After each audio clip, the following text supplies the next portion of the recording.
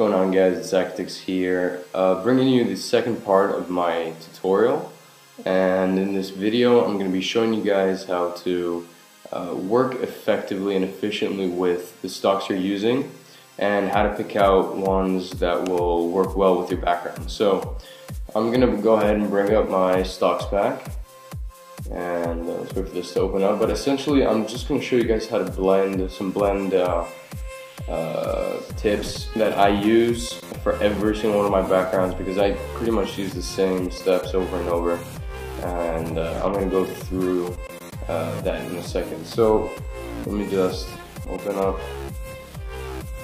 the stocks pack. So usually the stocks you want to pick, it's almost entirely based off of the render you've made. So for example, so I go to my renders and I don't know, let's see, for example, alright, let's just use my thrust render for example.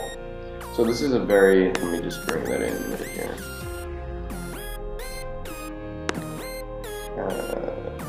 Let's see, renders, there we go. So this is kind of a dirty render. It's got some like grungy material in the background. It's just like dark overall look. So I'm probably gonna look for something accordingly, something like some dark grunge, which is actually what I used. I used stocks like this to texture the backing, like that. And my tip for you, my number one tip, is to use a wide variety of stocks. But use them, but don't leave the opacity on 100. Turn it down to something like 12 or between 10 and 20%, depending on how much you want it to be seen. Something like this, I want it just as a raw backing, just because this, instead of having a plain black background to begin with, you know, I'd have a nice grungy look to start off, to like work off of. Then, so have like one image that you would, okay, actually let me bring in my, let's see, my template here. And essentially I'm going to be showing you guys step by step how to work well with your stocks.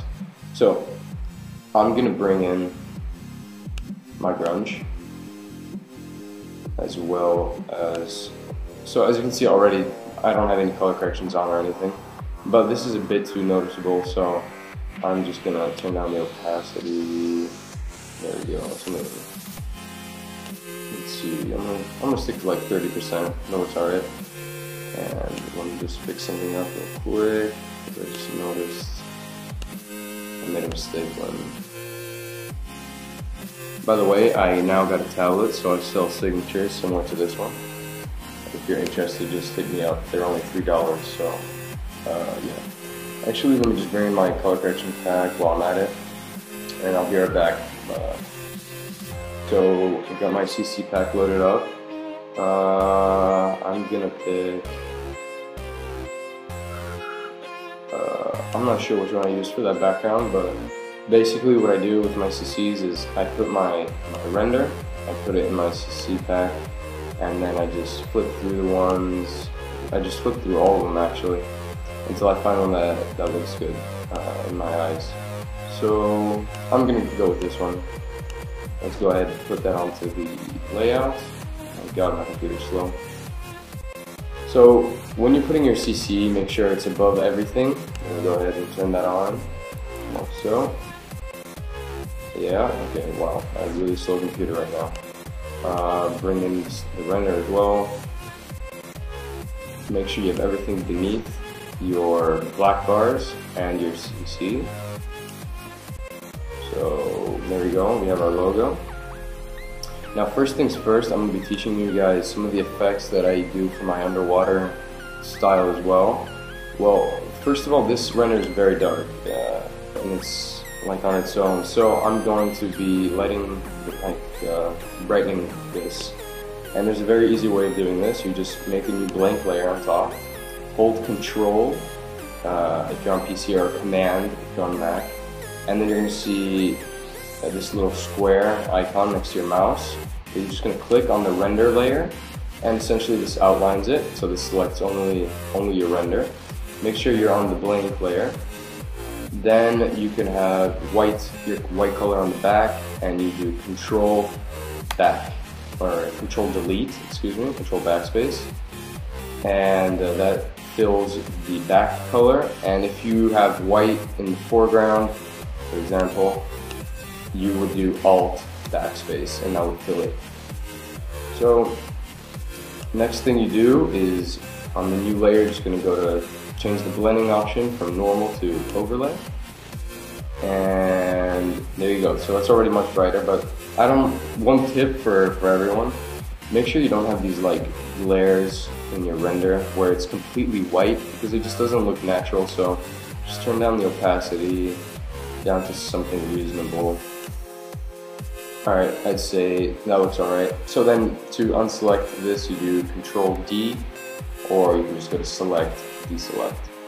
So now that we have our render all set up, I'm going to start bringing in some stocks. So for example, let's see, I'm going to use the basic stock, the grunge stock that everybody has, and make sure you put it behind your render. I would recommend not putting too many textures above your render. It just ends up ruining the cleanliness of your background. So I'm just going to copy paste these by doing Control J and just duplicating them, and then I'm just going to select both. This will just make it faster. There we go. And essentially this is my second layer of overall backing, which is going to be seen throughout the entire background. So you're going to want to fill up pretty much the entire black bar, just like that. Make sure you don't miss anything. Obviously this is personal preference, but this is what I would usually do. So now I'm going to select all of my grunge, and obviously this is it's too much, it's too visible, so just bring down the opacity. That's still too much. Alright, I'm happy with that, 40%. But what I also like to do is, now that you have all these selected, you're going to hit Control E, and essentially that just merges it into one layer. And you're going to go to your eraser, and you're going to make it a big brush. You're going to make it something like between 300 and 500. So it should be able to almost cover the entire black bar. And turn down the opacity to something like 30 or 40%. And then you're just going to click and drag, and then just do like small touches. And essentially what this does is it blends it into the black background. So if my computer decides to stop lagging, let's see, it's gonna freak out in a second now. I'll be right back when it fixes itself. So as I was saying, you're just going to want to do some natural movements with your brush. Make sure it's not like a straight line up and down, and go over the corners. And essentially what that does is it makes like a gradient. So you're going to have the more visible grunge closer to your render, and then it's slowly going to fade into a black, which is going to be your backing. And that's a really good thing, because you don't want to have very visible stocks. And especially, I'm going to give you guys an example right now. If I were to bring in something like this, and let's see, and you can see like the edges. You're going to want to do the same technique. You're just going to use the brush, and then you're just going to go over the sides until it eventually fades completely into the black. So let's see if my computer can handle this. Just continuously, and then just like slowly, even to make it look even more natural, just fade it, like do it closer to the center as well. And let's see if this decides to work. Excuse me for how slow my computer is right now. I don't know why. And by the way, sorry for the lack of uploads. I mean, I'm going to be taking a break, like a couple weeks, because I'm kind of getting really bored with graphics at the moment. So I'm just going to take a break, come up with something new, some new styles, etc. And I'm actually going to be doing my next upload, which is going to be before my break. I'm going to be doing a huge tutorial on how I do a ton of my renders, which is going to be awesome for you guys. So, yeah. I don't know why this is doing this. Come on, Photoshop.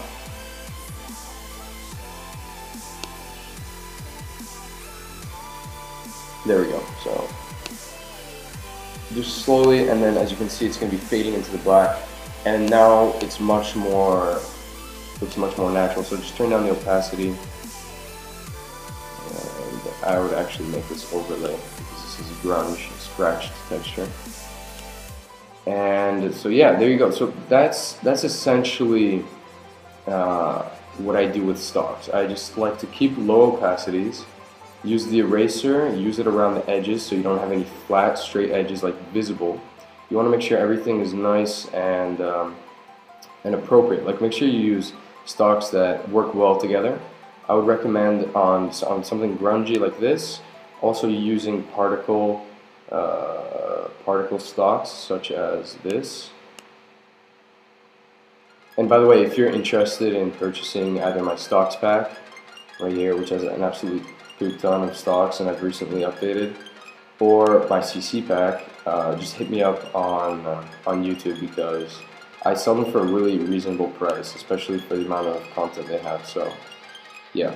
So for example, another example is particles. I would do the same thing as with the grunge. I would just copy paste it and have it fill up the entire length of the banner. So just do that, and then I'm going to select all and then turn down the opacity.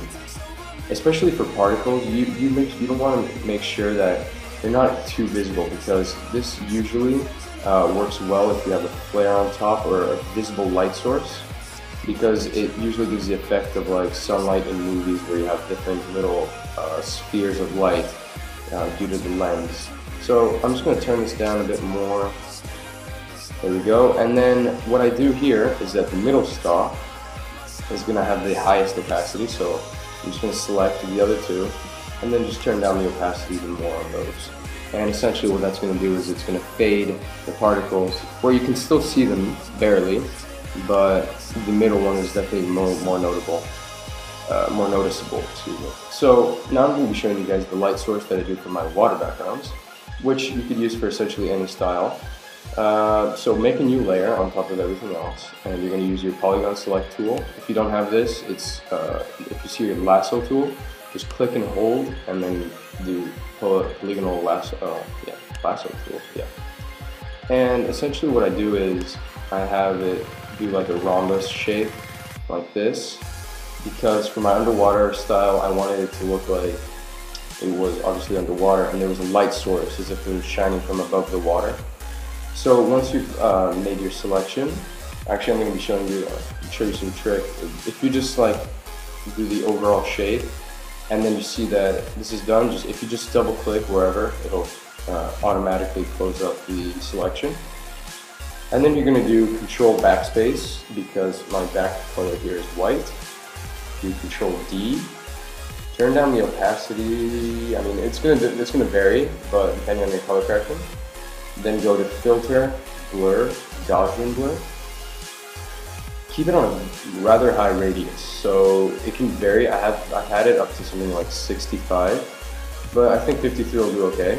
And as you can see, it takes off the sharp edges of the selection, and so now you're just going to turn down the opacity a bit more, and actually more than that.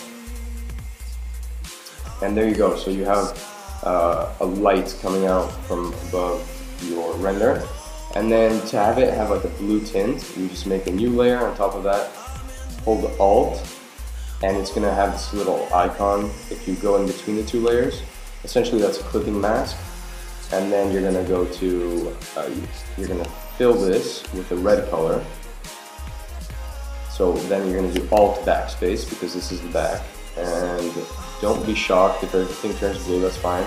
Just turn down the opacity on this and it'll change the color of your light source to something a bit more natural as opposed to like a straight up white. So yeah, that's pretty much what I did for my lighting, and that's also it for my blending. So hopefully this helped you guys. Final tips, I would say, actually I'll show you guys some blurs that I use. So once you have everything all set up and you've chosen that's enough stocks for your background. You're going to want to select everything you have, drag and drop it into a folder icon, essentially that groups it for you. Then you're going to want to duplicate it. You're going to unselect the bottom one, and then for the top one you're just going to hit Control E, and that merges it into a still image. So as you can see, if I unselect this, the entire background disappears, which is a good thing. So now we can work with it as if it were one piece, one stock, one layer. So then you're just going to duplicate this by hitting Control J, go up to Filter, Blur, Radial Blur, go to Best, Zoom, and then the amount is varied. I usually go between 6 and 10, but if I use 10, I'm just going to show you guys. It's very noticeable, the radial blur, once it decides to load up. There you go. So I really like this because it puts emphasis on your render and the centermost piece of your banner. But when I have it on such a high radius, I tend to just turn down the opacity to about 70 or 60%, just to make it a bit more like that. And then you're going to go on your eraser. Make sure you have a big brush, once again, soft brush, and the opacity is rather low, once again. And then just click through a couple times over your text or the parts that you want to not have the blur. And also, if you have dynamic parts to your render, such as these tentacles or broken pieces, I'd recommend erasing half of it so that one half of the broken up part is blurred and the other is not, and it just makes it look more 3D, more dynamic. And yeah, so that's pretty much it, guys. In my next tutorial, I'm going to be showing you guys how to make this render, excuse me. I'm actually going to show you the list of renders I'm going to show you.